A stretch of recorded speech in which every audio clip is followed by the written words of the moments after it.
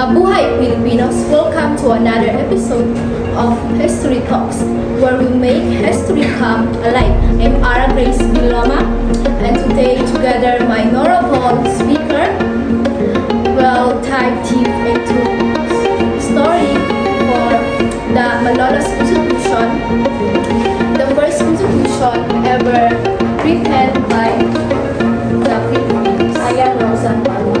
I'm Catherine. I am Xavier Santos Joseph. I am Gabriel Luis Santos. I am Amilie Gismos. I am Sarah Miguel. I am Aurora Douglas Jr. I am Daniel Flower. I'm Juma. And I am Gabriel Studio.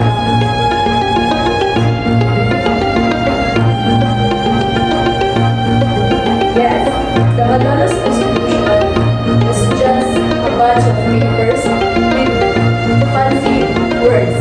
It was a symbol of independence, unity, and hope for a free Philippines. Let's rewind a bit. The year was 1898. The revolution against Spain was ending, and General Emilio Aguinaldo had just declared Philippine independence in Cavite. But independence without a government is incomplete. The Filipino system, a law, a foundation, and that's where the idea of creating a constitution came in. Yeah, that's right. So on September 15, 1898, the Malolos Congress was officially opened in Presbyterian Church in Malolos, Bulacan. It was attended by delegates from different provinces including lawyers, priests, educators, and leaders who wanted to shape the nation's future. Now, can you guys imagine it? The air was filled with excitement and energy. Everyone had their own idea on what kind of government the Philippines should have.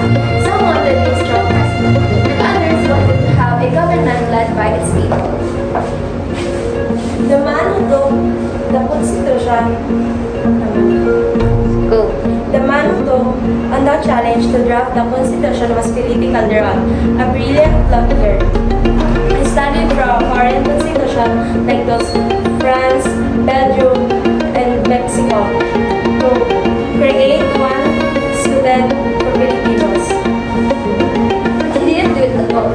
Apollinario Mabini, also known as the brain of the revolution, also guided the process. Although some of his ideas weren't accepted, his principles and influence needed to the final draft. The drafting process was easy.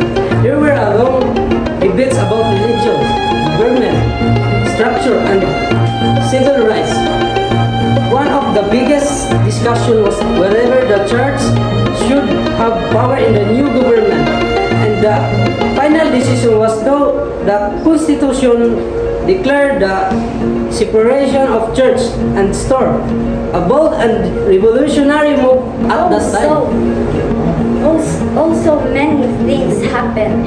The beginning of the first Philippines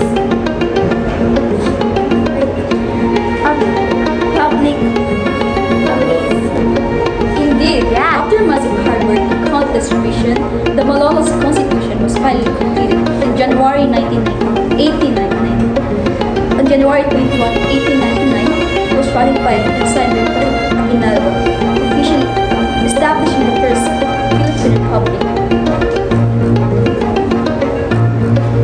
With this constitution, the first Philippine Republic officially ended, and soon with the Malolos Constitution. The Constitution had 45 articles, which laid out how the government should function. It established three branches: the executive, headed by the president; the legislative assembly, which made the laws; and the judiciary, which interpreted the laws.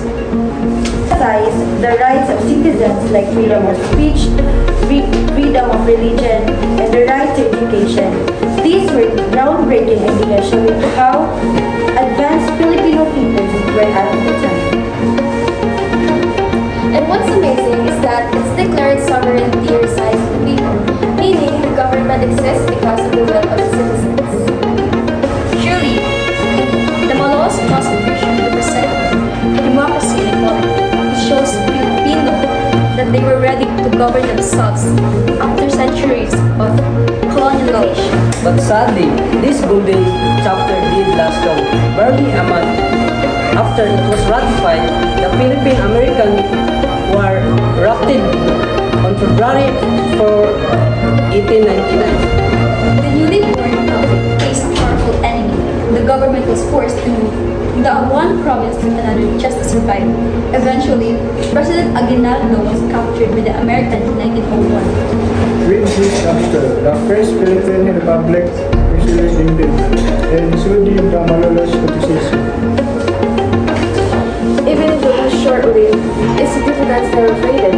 It proved that Filipinos were capable of building their own nation, one based on laws, freedom, and justice. The Malolos Constitution became a foundation for future constitution that like 1935, 1973, and 1987, the constitution that still shape our democracy today. It was perfect, but it was ours, written by the minds and heart of brave Filipino who dream of a free nation. So every time you talk about democracy or independence, always remember that it all started at Malolos, inside a humble church that witnessed the birth of a nation. Oh yes, the Malolos Constitution wasn't just a document. It was a declaration of what Filipinos stood for: liberty, equality, and unity. And that's a wrap for our deep dive into Malolos